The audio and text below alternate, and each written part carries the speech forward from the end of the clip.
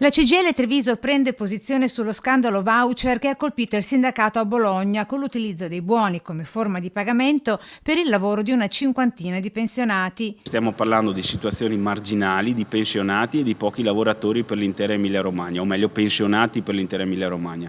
Va in qualche modo contestualizzato, quando ci sono le regole valgono per tutti. È chiaro che dal punto di vista politico era opportuno magari prendere altre scelte, ma dal punto di vista tecnico, visto che si parla di questo, non c'è nulla da sorprendersi. CGIL che tuttavia si smarca da quanto accaduto in Emilia-Romagna e puntualizza come il sindacato abbia deciso di non fare uso dei voucher tanto a Treviso come in tutto il Veneto. Noi non abbiamo nessun tipo di rapporto di lavoro attraverso i voucher perché riteniamo che questo non sia opportuno per la nostra organizzazione. Infine l'altra stoccata, stavolta al governo, accusato dal sindacato trevigiano di voler boicottare il referendum abrogativo sull'articolo 18 del Job Act prima del parere della Corte Costituzionale. Quindi il governo sbaglia nel tentare in qualche modo di depotenziare un'iniziativa che è prevista dalla nostra stessa Costituzione e che tanti lavoratori, pensionati, cittadini hanno sottoscritto nei nostri banchetti quando abbiamo raccolto le firme proprio per proporre quel referendum.